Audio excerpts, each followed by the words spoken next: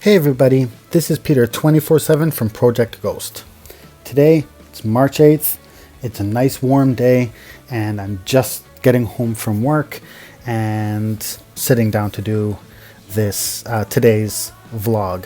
So yesterday, I was a little disappointed. Our enemies, about 1 hour after I did my posting, they came in, they hit us on 3 different locations quite heavily, and we had a blast. I wish I was doing it, defending our castles while I was recording.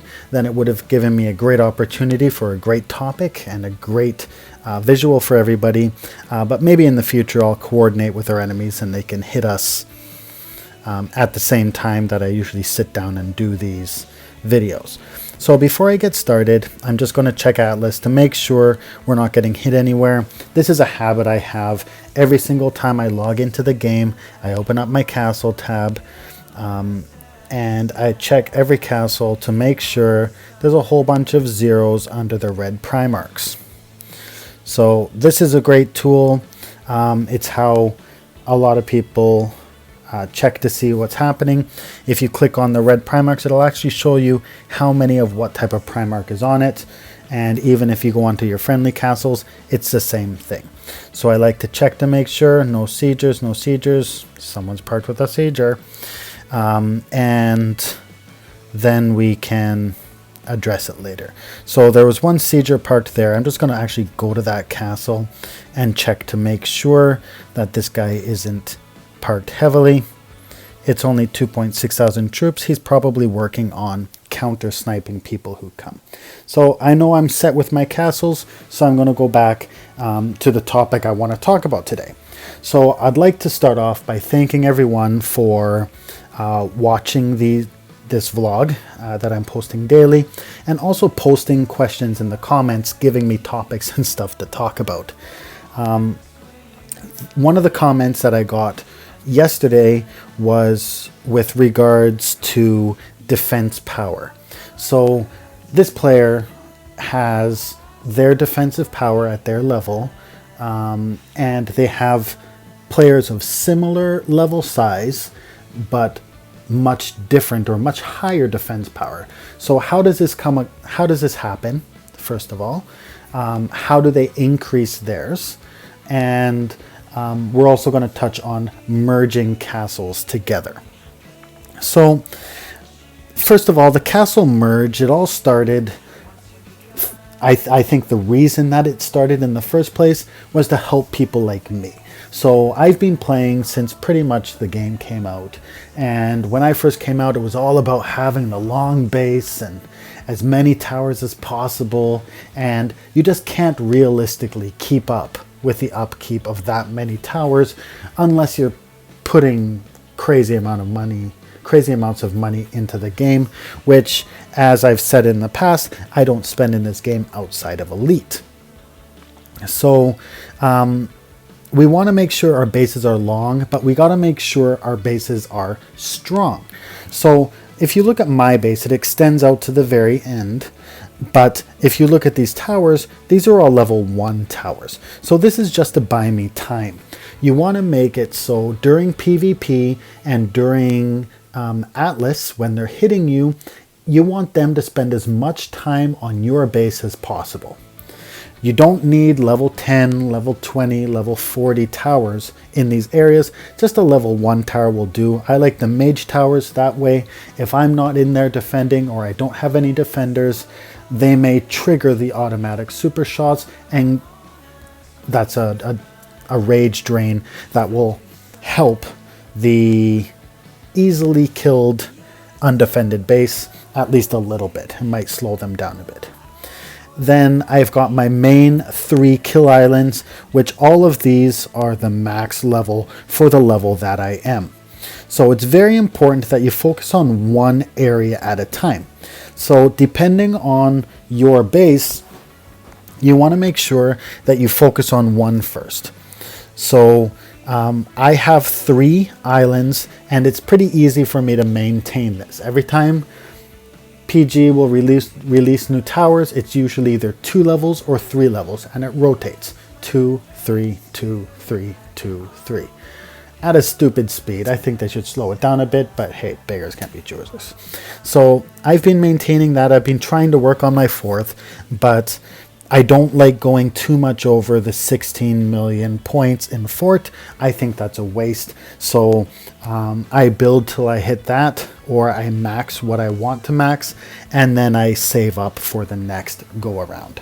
And sometimes there's an off event where there's no new tower levels released, and I put it all into building up my 4th island. But back on topic, merging towers. There's a lot of people, I was one of these people, that have lower level towers across their entire base.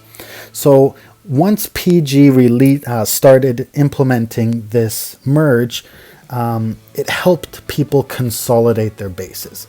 So what you want to be doing is, first of all, look at your player level. What level is your builder's hut? Okay, so mine is level 57, which means I can have level 117 towers. I want to be focusing on one island at a time. So this island will be all 117. Then I'm going to start working on this island. Then I'm going to start working on this island. And then I'm going to start working on something else. So one island at a time. If let's say the new tower levels are coming out soon, they're going to be bumping it up to level 120 in a week. And if I just leveled every single tower up to 118 and left it, it would be weaker than if I got all of these to 120, all of these to 120, and didn't touch these at all. So you want to make sure you're focusing on one island at a time and getting it as high as possible.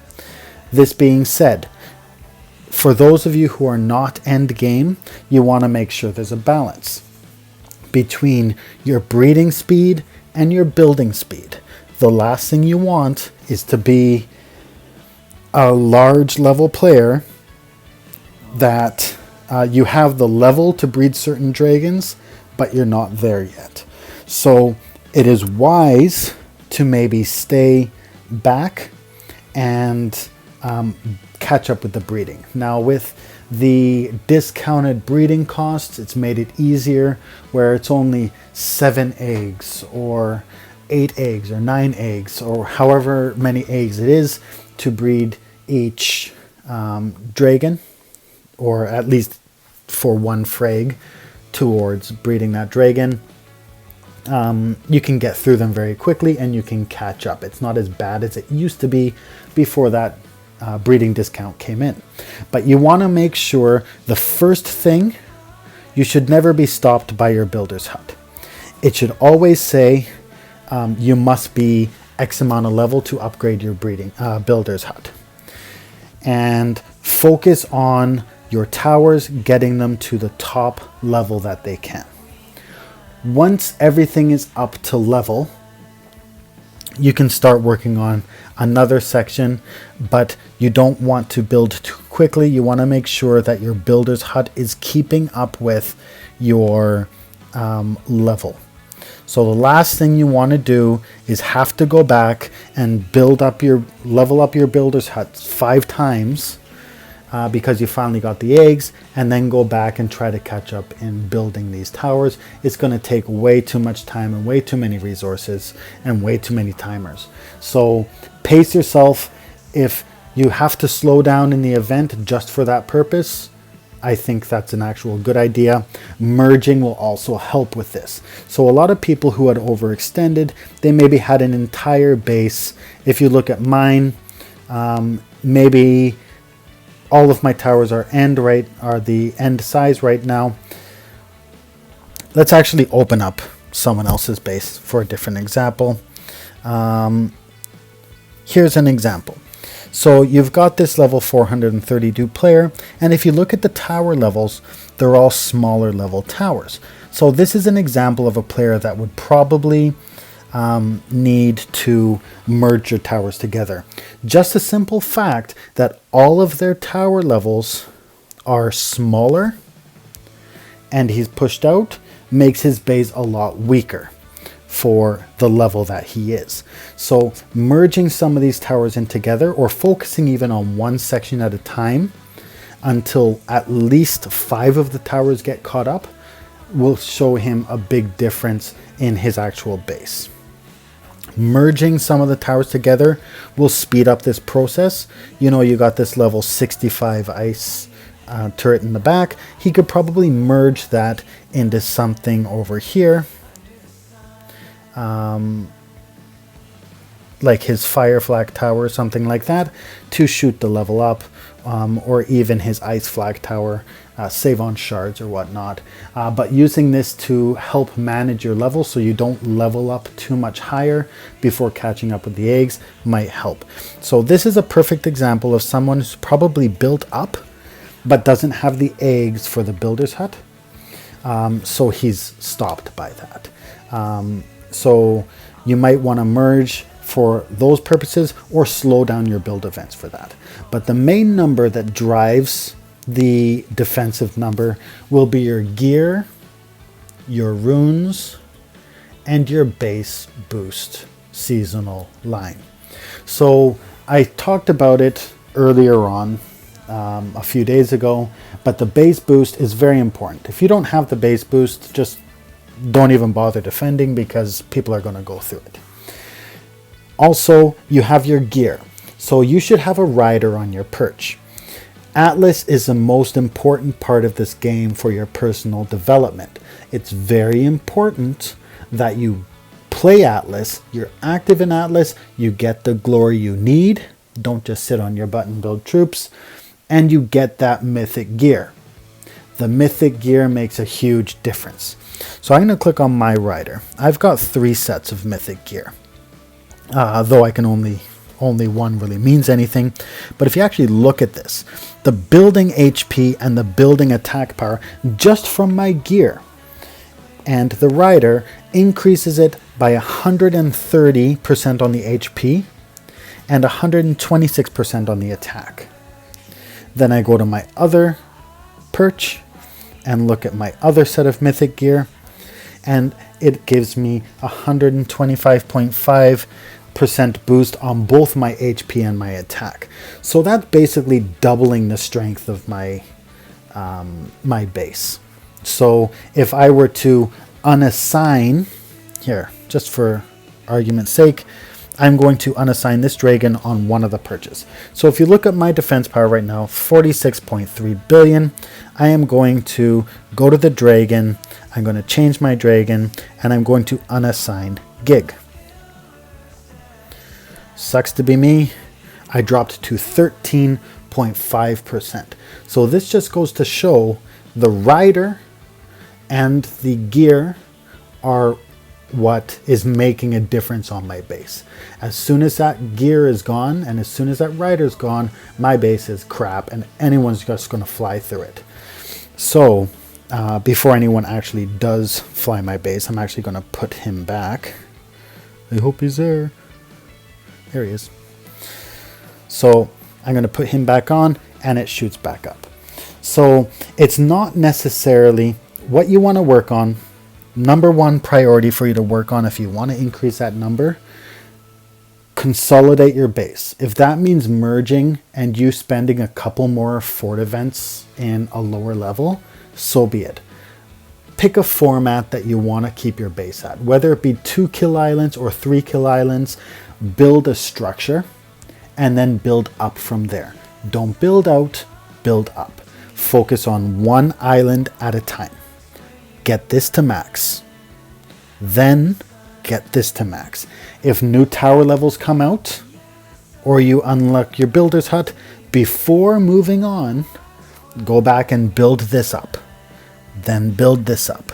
So make sure you always have start at the front or start wherever you're going to start and build up to the max level you can and then move on.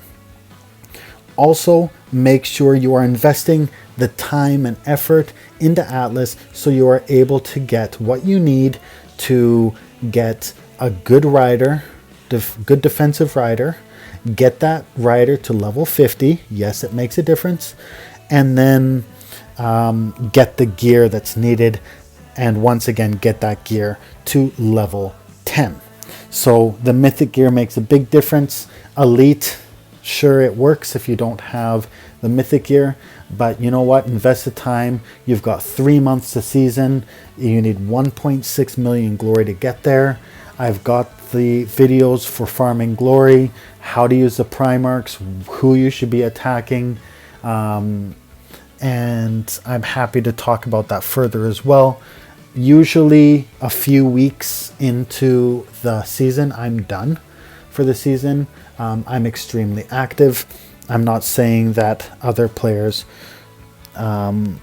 need to be that active, but it does help. The activity seriously pays off.